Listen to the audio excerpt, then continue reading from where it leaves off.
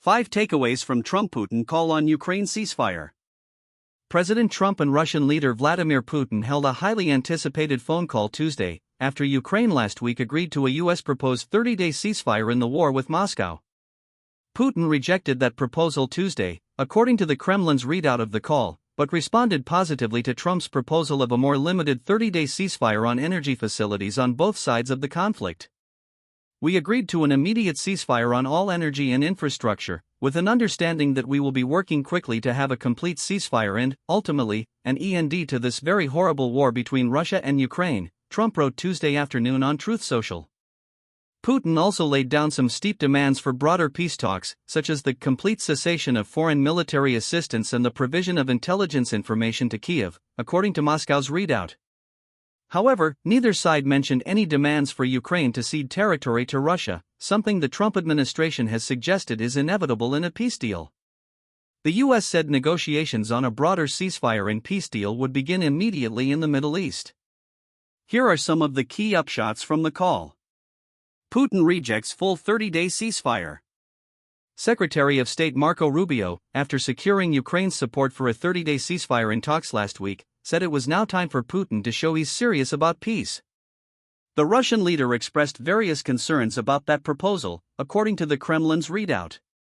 In the context of the U.S. president's initiative to introduce a 30-day ceasefire, the Russian side outlined a number of significant points regarding ensuring effective control over a possible ceasefire along the entire line of combat contact, the need to stop forced mobilization in Ukraine and rearm the Ukrainian armed forces, it said. Serious risks associated with the inability to negotiate of the Kyiv regime, which has repeatedly sabotaged and violated the agreements reached, were also noted. Trump, Putin backed more limited ceasefire. Trump instead proposed a more limited ceasefire on energy facilities, which Putin backed, along with agreements to continue negotiations on other aspects of the war. The leaders agreed that the movement to peace will begin with an energy and infrastructure ceasefire, as well as technical negotiations on implementation of a maritime ceasefire in the Black Sea, full ceasefire and permanent peace, the U.S. readout said. Russia said the idea came from Trump. It's unclear whether Ukrainian President Volodymyr Zelensky is on board. During the conversation, Donald Trump put forward a proposal for the parties to the conflict to mutually refrain from striking energy infrastructure facilities for 30 days. Vladimir Putin responded positively to this initiative and immediately gave the Russian military the corresponding command, its readout said.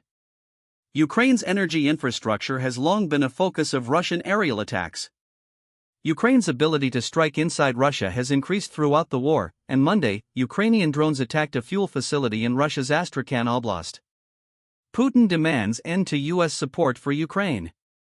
The Russian side said a key condition for any resolution to halt the war was the end of U.S. and European support for Ukraine. It was emphasized that the key condition for preventing the escalation of the conflict and working towards its resolution by political and diplomatic means should be a complete cessation of foreign military assistance and the provision of intelligence information to Kyiv, its readout said. The U.S. briefly halted military and intelligence support for Ukraine earlier this month but restored it after talks in Jeddah, Saudi Arabia, in which the Ukrainian side backed the U.S. ceasefire proposal. Ending foreign military aid to Ukraine during a ceasefire would effectively allow Russia to rearm during a truce, while throttling Ukraine's military buildup. One of the major sticking points to a ceasefire is how it would be enforced and whether European troops would have a role in peacekeeping. Mutual interest in future economic cooperation. Both Putin and Trump expressed optimism about potential economic cooperation between the countries if peace is achieved. The two leaders agreed that a future with an improved bilateral relationship between the United States and Russia has huge upside. This includes enormous economic deals and geopolitical stability when peace has been achieved, the U.S. readout said. The Russian summary of the call noted mutual interest in normalizing bilateral relations. In this context, a wide range of areas in which our countries could establish cooperation was considered. A number of ideas were discussed that are moving towards the development of mutually beneficial cooperation in the economy and energy sector, it said. Trump has at times threatened punishing sanctions against Russia if it refuses to stop the war in Ukraine, while repeatedly offering economic cooperation as a carrot. More talks to come. Both sides said more talks between Russia and the U.S. were coming soon. This includes an agreement to restore safety of navigation in the Black Sea, as well as talks toward a more comprehensive end to hostilities. The leaders confirmed their intention to continue efforts to achieve a Ukrainian settlement in a bilateral mode, including taking into account the above-mentioned proposals of the U.S. president. For this purpose, Russian and American expert groups are being created, the Russian side said. These negotiations will begin immediately in the Middle East, said the U.S. readout. The statements suggest the U.S. will continue its two-track diplomacy, shuttling between Moscow and Kyiv. After the U.S.-Ukraine talks last week, Trump dispatched his special envoy, Steve Witkoff, for talks with Putin. It's unclear how the next phase of talks will be conducted with Ukraine. Trump this week revised the title of retired Lieutenant General Keith Kellogg, who is now his special envoy to Ukraine, with no role in the Russian side of talks.